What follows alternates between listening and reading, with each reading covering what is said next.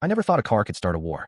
The sentence still rings in my head like a gunshot, delivered at 7:30 on a cool October evening by a woman in a pale pink silk robe who honestly believed the title, HOA president, gave her the right to decide who belonged and who didn't. She stood there on her immaculate front porch, arms crossed, her perfectly highlighted blonde hair catching the last rays of the setting sun, and she said it loud enough for half the cul-de-sac to hear, drawing curious glances from neighbors who were out watering their lawns or walking their designer dogs. Your kind doesn't belong in cars like that, Vivian Hargrove declared, her voice laced with that faux southern sweetness that masks something sharper underneath. Then, without missing a beat, she pulled out her phone, dialed 911, and reported my late wife's 1967 Mustang as a stolen vehicle while it sat in my own garage with the door wide open, the Tennessee plates clearly visible under the floodlights I'd installed just the week before. Her words hung in the air like smoke from a cheap cigar, thick and irritating, and I remember thinking, in that split second before the anger fully hit, how absurd it was that a piece of classic American muscle could threaten someone's sense of order so deeply. 10 minutes later, though it felt like an eternity, two of my own patrol officers, Griffin and Corbin, pulled up in their cruiser, sirens off but lights flashing, painting the entire street in alternating red and blue. They stood in my driveway looking like they'd rather be chasing down a real thief or breaking up a bar fight anywhere else on earth. Red and blue lights swept across the perfectly pressure-washed concrete, reflecting off the chrome rims of the Mustang and illuminating the faces of the gathering neighbors who had now stepped out onto their porches, phones in hand, whispering speculations. Vivian watched from her upstairs window like a director, making sure the scene played exactly as scripted, her silhouette backlit by the warm glow of what I later learned was a $5,000 chandelier she'd had imported from Italy. What she didn't know yet, what none of them knew, was that the man she had just tried to humiliate is Richard Harlan, chief of police for Williamson County, 48 years old, 25 years on the job, starting as a beat cop in downtown Nashville where I learned to spot liars from a block away, and someone who has spent a lifetime learning exactly how predators operate, whether they wear ski masks and carry pistols or Lululemon and carry a clipboard full of made-up rules. I'd seen it all. Gangbangers, corrupt politicians, domestic abusers hiding behind smiles. But this was suburban warfare, and I was about to turn the tables. 3 months earlier, I had truly believed I'd found the safest, quietest, most predictable place in the state to finish raising my son, a spot where the ghosts of the past couldn't follow us. Laura died on a Tuesday in March, quick and cruel the way pancreatic cancer likes to work, sneaking up like a thief in the night and stealing everything before you even know what's missing. One minute she was laughing at Ethan's terrible dad jokes over breakfast pancakes, her dark hair tied back in that messy bun she always wore on weekends. The next she was gone, and the house we'd lived in for 17 years, a cozy split level in Franklin with a backyard swing set she'd built herself, turned into a museum of grief. Every corner held a memory I wasn't ready to face. The kitchen where she'd dance to old Motown records while making spaghetti, the living room couch where we'd binge-watch crime dramas and argue over who the killer was, the bedroom where her side of the closet still smelled like her vanilla perfume. When the promotion to chief came through after years of grinding through detective work and midnight shifts, and the realtor showed us Maple Ridge Preserve, gated with security cameras at every entrance, top-ranked schools where Ethan could thrive without the weight of his mother's absence dragging him down, oak-lined streets that whispered promises of normalcy, $500 monthly dues that included pool access and community events. I signed the contract the same afternoon. I told myself the money bought peace, stability, a buffer against the chaos of the world. I told Ethan it was a fresh start, a place where he could make new friends and focus on his freshman year without the pitying looks from old neighbors. I almost believed it myself, driving through those wrought iron gates for the first time, feeling the tension in my shoulders ease just a fraction. The Mustang came with us, of course. Candy apple red, 4-speed manual, 390 big block V8 that rumbled like thunder on a clear day. Laura had hunted it down for our 10th anniversary, spent 6 months restoring it in secret with a grizzled mechanic outside Clarksville who specialized in classics, sourcing parts from junkyards across 3 states, and she rolled it into the driveway one sunny Saturday with an absurd red bow tied around the shifter, her eyes sparkling with mischief. "Now you have zero excuse not to take me dancing in Nashville every single weekend," she'd said, eyes shining brighter than the paint, her laugh echoing as she tossed me the keys. We managed maybe 6 more weekends before the diagnosis hit like a freight train. Doctor's visits, chemo sessions that left her pale and exhausted, hospital stays that blurred into one long nightmare. After she was gone, that car became the only place her laugh still lived, trapped in the leather seats and the chrome dashboard. Every Saturday morning since, no matter the weather, I rolled the garage door up, laid out the chamois cloth and the premium wax, and polished it slow, methodically, the way some men visit cemeteries or talk to headstones. It was my ritual, my way of keeping her close without breaking down. That first Saturday in Maple Ridge, while I worked the hood in slow, deliberate circles, watching the reflection of the oak trees dance in the glossy red paint, a tall, silver-haired man in pressed khakis and a polo shirt strolled past on what seemed like his daily constitutional. Douglas Whitaker, retired from some vague consulting gig, always pruning roses that didn't need pruning, always watching with those sharp blue eyes that missed nothing. He paused at the edge of my driveway, studied the Mustang with the intensity of an appraiser at an auction, then glanced across the cul-de-sac at Vivian Hargrove's white-columned Colonial with the gleaming BMW sedan out front, waxed to perfection. Something passed across his face, quick and calculating, like he was connecting dots I couldn't yet see, then it was gone. He offered a polite nod, said something innocuous about the weather, and kept walking. I felt the first prickle of unease crawl up my spine, a cop's instinct honed from years on the street, but I chalked it up to new neighbor nerves, the paranoia of a man starting over. 2 hours later, after Ethan had come out to help buff the chrome, his way of staying connected to his mom, without saying it out loud, a neon yellow envelope was wedged under the wiper blade, flapping slightly in the breeze. Violation notice, bold red letters screaming from the top. Vehicle aesthetic noncompliance. Excessively vibrant color and vintage styling incompatible with the modern luxury aesthetic of Maple Ridge Preserve. $150 fine. 7 days to correct or further action will be taken, including but not limited to additional fines, liens, or legal proceedings. I stood in the driveway and read it 3 times, the paper crinkling in my tightening grip, waiting for the punchline, some neighbor's idea of a welcome prank. There wasn't one.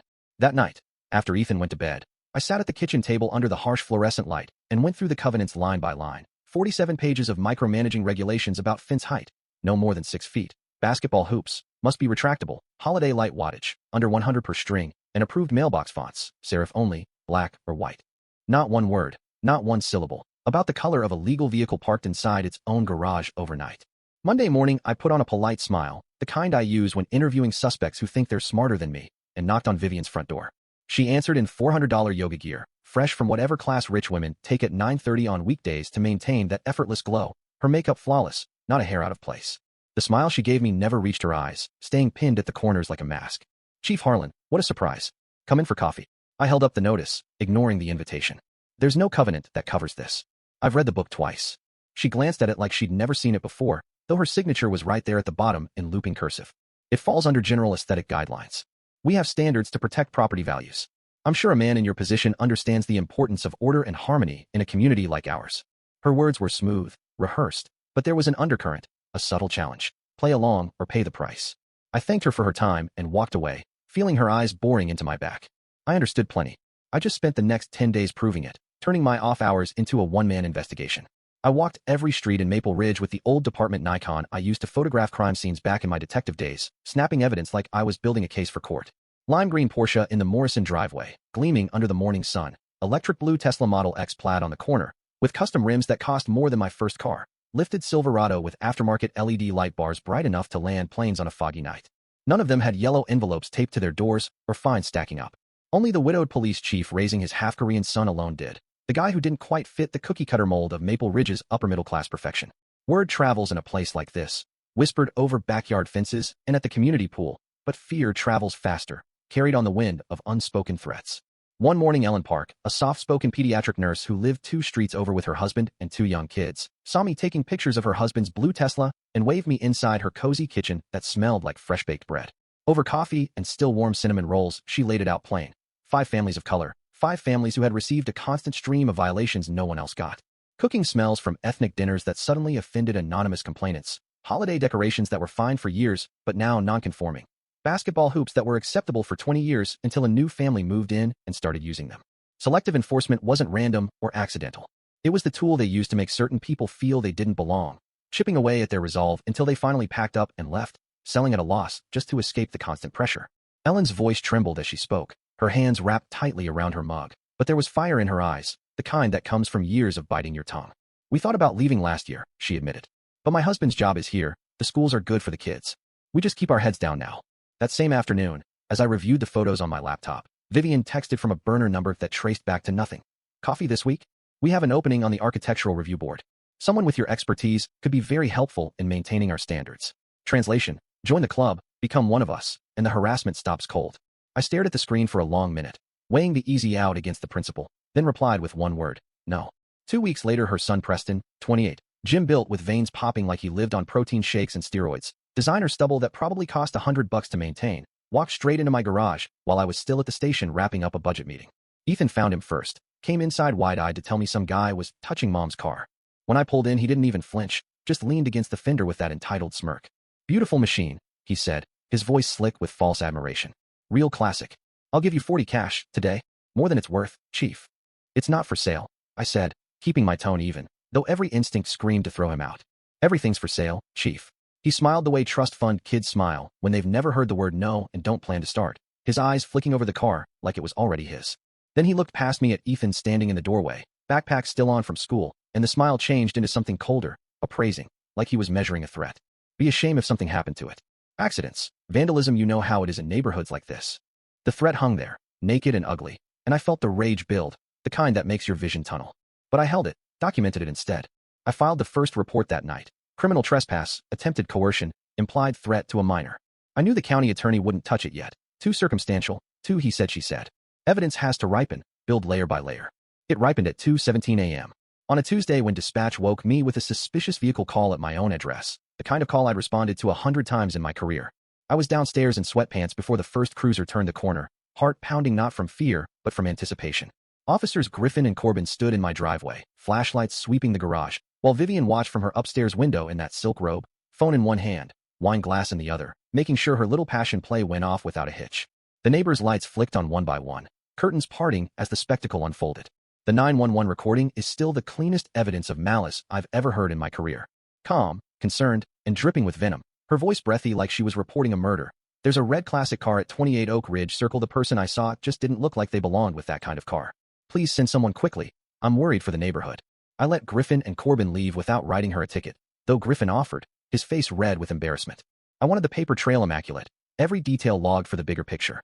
The deeper I dug, turning late nights into research sessions with coffee and case files spread across the dining table, the uglier it got. $600,000 a year, $3 million total over 5 years, flowing out of the HOA account into a shell company called Whitaker Consulting LLC, registered to Douglas's home address. Vague invoices for security consultation and landscape optimization. No deliverables, no before and after photos, no work anyone could point to, no new fences, no upgraded cameras, just paper trails leading to offshore accounts.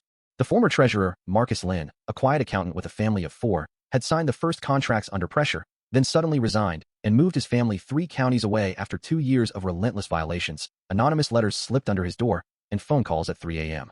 telling him to think of his children if you value them. Marcus still had every document on a thumb drive he kept in a safe deposit box at a bank in Murfreesboro, waiting for someone crazy enough to use it, someone who wouldn't back down. I met him at a nondescript coffee shop off the interstate, away from prying eyes, and he handed it over with shaking hands, relief flooding his face like a man unburdening a secret he'd carried too long. They ruined us, he said, voice low. But you're the chief. You can stop them. I was apparently that crazy, poring over the files until dawn, connecting the dots.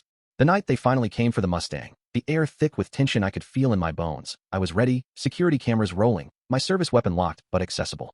Glass exploded at 11:47 p.m., shattering the quiet like a thunderclap. I met Preston in the garage barefoot, wearing nothing but sweatpants and 25 years of training that kicked in automatically. Disarm, subdue, control. He was drunk, high on something that made his pupils huge and his movements erratic, swinging a Louisville slugger like he meant to erase Laura herself from the face of the earth, each blow landing with a sickening thud on the hood, the windows, the doors. Glass flew everywhere, sparkling under the garage lights like deadly confetti. I took the bat away with a twist I'd learned in academy, put him face down on the concrete, knee in his back, and held him there until Griffin and Corbin arrived for the second time in a month. This time to cuff Vivian Hargrove's only son while he screamed incoherently for them to call Douglas. He'll fix it like he always does for Mom and me. He fixes everything. That was the moment the last piece clicked into place, the confession that tied it all together. Douglas Whitaker wasn't just the nosy retiree with the perfect roses and the endless supply of neighborhood gossip. He was the architect, the mastermind pulling strings from his shaded porch. Vivian was his partner and enforcer, the public face of their operation. Together they had looted 5 different HOAs across Middle Tennessee the exact same way. $10 million and climbing, using fear dressed up as architectural guidelines, fines as weapons, and intimidation as currency. The emergency HOA meeting a week later was the best attended event in Maple Ridge history. The community center parking lot overflowed with SUVs and minivans, people spilling out into the street. Vivian took the podium in cream linen and pearls, her hands steady but her eyes darting, and tried to spin her son's arrest as a tragic cry for help from a boy struggling with substances, her voice cracking artfully as she asked for prayers and understanding. I waited until she finished her closing prayer for healing, the room silent except for a few sympathetic murmurs, then walked to the front, plugged my laptop into the projector, and spent the next 40 minutes showing 300 neighbors exactly where their money had gone, slide by slide, fact by fact. The money trail laid bare, the shell company exposed, the emails from Vivian to Douglas reading. The new treasurer is asking too many questions. We need to remove him before he exposes everything. The recorded 911 call played on loop. Marcus Lynn standing beside me with the thumb drive in his hand ready to testify in exchange for immunity, his voice steady as he described the harassment that drove his family away. The room turned on Vivian like a dam bursting, the murmurs turning to shouts.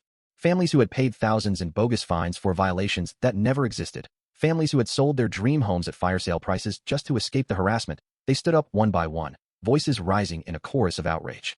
Ellen Park shared how her kids were excluded from playdates. The Patels recounted the complaints about their Diwali lights. The Johnsons described the fines for their barbecue smells. The Garcias spoke of anonymous notes threatening their immigration status.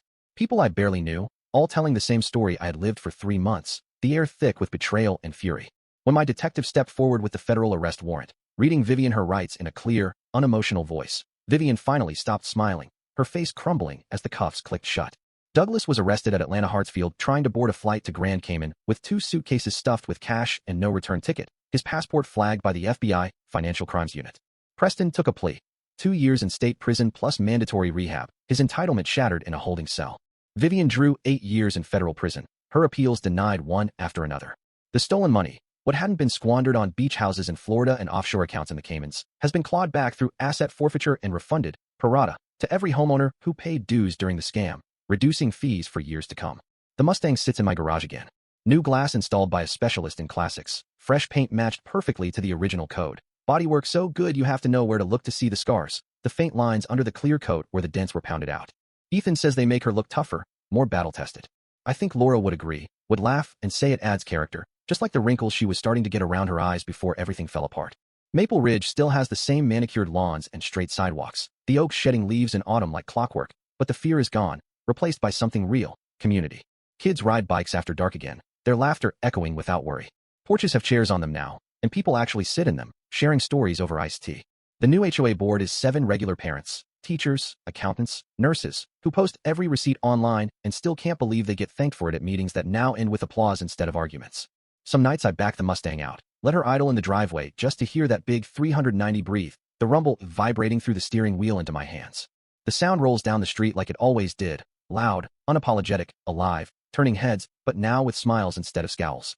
I sit behind the wheel and I can almost feel Laura in the passenger seat, barefoot as always, singing off-key to whatever was on the radio in 2009, her hand on my knee, her presence as real as the leather under my fingers. She picked the loudest, reddest car she could find because she wanted the world to know we were here, that love could outrun anything, even death, even bullies in silk robes. She was right. I kept the car. I kept my soul. And with a whole lot of ordinary people who finally found their courage, standing together in that community center, we kept the neighborhood, rebuilt it stronger. Now I want to hear from you, really hear from you. Your raw, unfiltered stories. When someone with a little power, whether it's an HOA president enforcing invisible rules, a boss micromanaging your every move, a landlord hiking rent unfairly, whoever it is, tries to make you feel small, invisible, or out of place, do you stand your ground and fight even when it costs you sleep, money, or relationships? Or do you walk away to protect your family and your peace of mind, cutting your losses for sanity's sake? Have you ever been the one forced out because the harassment never stopped, the constant drip of negativity wearing you down until leaving was the only option? Or have you been the one who finally stood up, gathered evidence, rallied others, and watched the whole rotten system collapse under its own weight, feeling that rush of justice? Drop your story below. Be respectful to each other, but be honest, no sugarcoating. Tell us where you drew the line, what broke the camel's back, how you found the strength. The more of us who speak plainly, sharing the ugly truths and the triumphs, the fewer dark corners the bullies have left to hide in. I'll be reading every single comment, maybe even replying to a few. Let's turn this into a conversation that helps someone else find their voice.